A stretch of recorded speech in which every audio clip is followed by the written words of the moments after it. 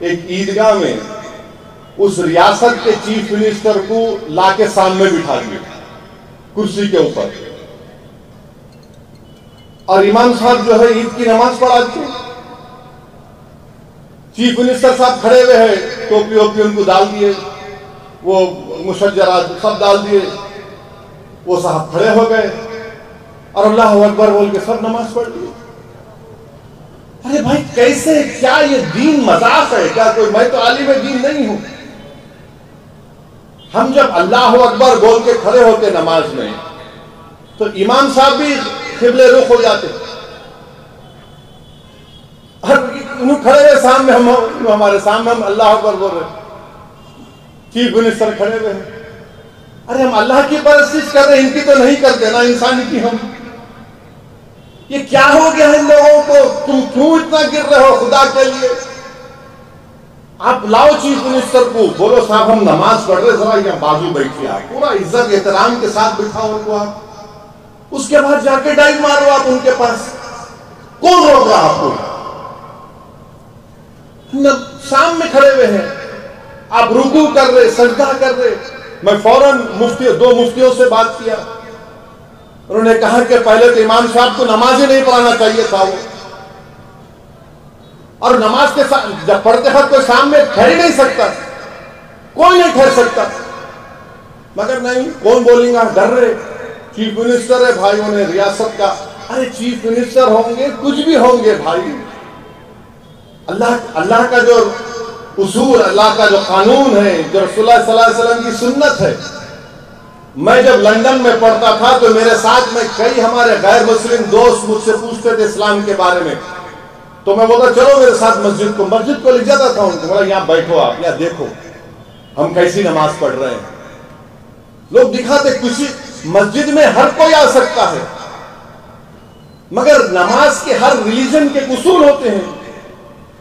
ایک اصول کو کیسا توڑیں گے آپ؟ امام صاحب نماز پڑھا دیے ماشاءاللہ، مگر کوئی بولنے تیار نہیں ہے. میں آج بولا ہوں تو کل سے آپ شروع ہوں گے، میرے تعلق سے پورے خوال کھڑے ہو جائیں گے. انہوں وہاں پہ سیکریٹریٹ میں وہ چیف منسٹر کو لائے تھے، بالکل لائے تھے. انہوں مسجد شہید کرے، مجلس کی طاقت پر وہ مسجد بنائے اور ان کو بٹھا کر بولے تقریر کرو یہاں پر آئے. مگر ان کو نماز کے اگر سامنے تو نہیں کھڑا کر رہے ان کو ہم عید کی نماز میں. اب میں سنا ہے قطب اللہ پور میں کوئی کارپوریٹر ہے، اس کو لا کے ممبر رسول پہ کھڑا کر دیا. ارے کیا ہے رے بھائی، تم لوگ کیا کر رہے ہو؟ تم لوگ مت کرو ایسا. اگر آپ سکھانا چاہ رہے اسلام میں ہم کیسا پڑھتے نماز، طریقے سے بتاؤ ان کو، بٹھاؤ ان کو، سمجھاؤ ان کو. اگر نہیں، اسلام بتانا نہیں ہے، ان کو اپنی خوشامد دکھانا ہے، اپنی چمچا گیری دکھانے کا ہے. یہ کہاں تم دعوت کا کام کر رہے ہو؟ میں امید کرتا ہوں کہ جس ریاست میں اس طرح کی حرکت کی گئی، وہاں کے علماء اکرام جو انبیاء کے وارثین ہیں، جن کو میں اپنے سراخوں پر رکھتا ہوں، وہ بولیں گے اس بارے میں. ایسا نہیں ہو سکتا ہے نا. ایک اور ریاست میں چیف منسٹر بیٹے عید کی نماز میں آج کھڑے ہو گئے. ارے بھائی آپ کو محبت اگر ہے مسلمانوں سے، ایک ایم پی کو جتاؤ. اگر آپ کو مسلمانوں سے محبت ہے تو بی جے پی سے الائنس مت کرو.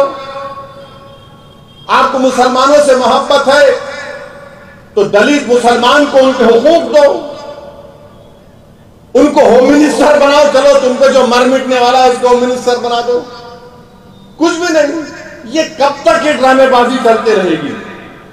کیا یہی ہمارا مسئلہ ہے کہ عید کی نماز ہے آپ آ کے کھڑے ہو جائیں گے؟ میں بجائے نماز میں مسلمانوں کو اللہ کے رسول صلی اللہ علیہ وسلم نے بتایا کہ جب تم نماز پڑھو تو یہ محسوس کر لو کہ تم اللہ کے سامنے کھڑے ہو.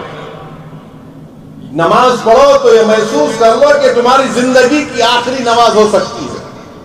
اور آپ لا کے مکھیہ منتری کو بٹھا دیے. کیا ہو رہا ہے یہ؟ اب کیا ان کو امام بنا دیں گے آپ اپنا؟ وہی باقی رہے گا، آپ کچھ بات ہی نہیں رہا پھر. اب ارے بھائی ایم پی بناؤ، तब तक तुम सिर्फ ये उर्दू एकेडमी ये वो दे रहे हो, उनको अच्छा पोस्ट दो, इज्जत दो तुमको, लोगों को कुछ नहीं।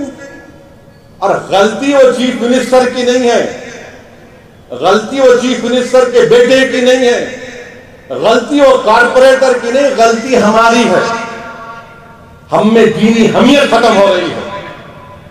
जिस दिन दीनी हमियत खत्म हो जाएगी, बर्बादी हो जाएगी। हम में तकवा खत्म हो रहा है, खौफ खुदा खत्म हो रहा है, इश्क नबवी खत्म हो रहा है। अल्लाह बचाए हमको इन तमाम चीजों से। हमियत खत्म हो जाएगी तो क्या बाकी रहेगा, बोलो आप, क्या बाकी रह जाएगा बताइए आप। मगर नहीं, हमको करना है। अरे भाई तू जो करता कर ले, घर में कर ले, कि बाजू बिठा के कर ले, मगर ऐसा तो मत कर। मगर कोई बोलने वाला नहीं है, कोई बोलने वाला नहीं है। तो बहरहाल मेरे अजीज दोस्तों और बुजुर्गों,